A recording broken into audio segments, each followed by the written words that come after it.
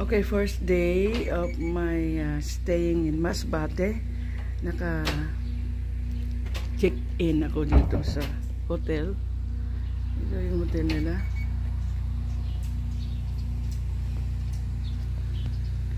Ito yung hotel nila. Okay, single room. Ayan. Okay naman sila. Maganda siya. Para siyang tawag ito. Nagagawa pa yung iba. Ganda. So, ito yung ano nila.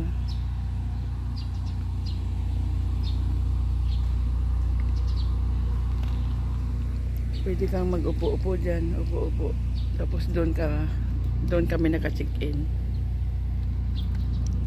23. So, mayroon din silang swimming pool. Ito yung swimming pool nila. There. Meron silang swimming pool dito. Pang kids.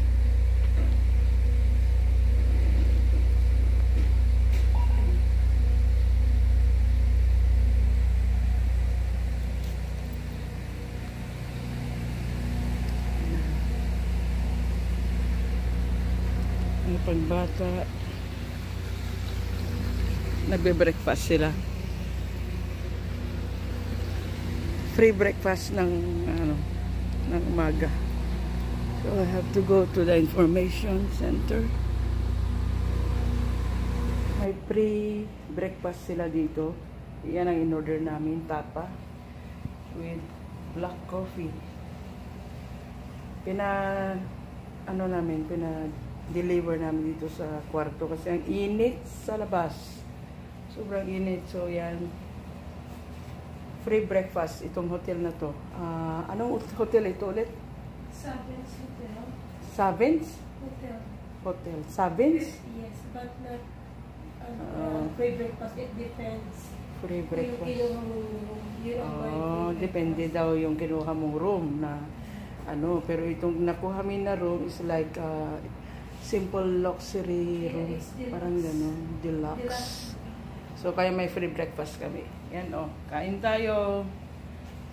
Limited lang yung nila dito, yung internet nila. Doon sa may pool area lang. Kasi nga doon sa gawa ng bagyo. Tapos yung naka-generator lang sila dito sa hotel. Kaya, may limit time. So, maatindi talaga yung ng bagyo dito sa Masbate. And thank God they are they're doing their best para yung mga tao. Some parts of Masbate are they doesn't have yet electric like their place na sina Shirley, wala pa silang kuryente kaya nagpapay-pay siya. Pero anyways, dito kami nag-check-in. Kasi sobrang wala talagang kuryente doon at walang tubig paminsan.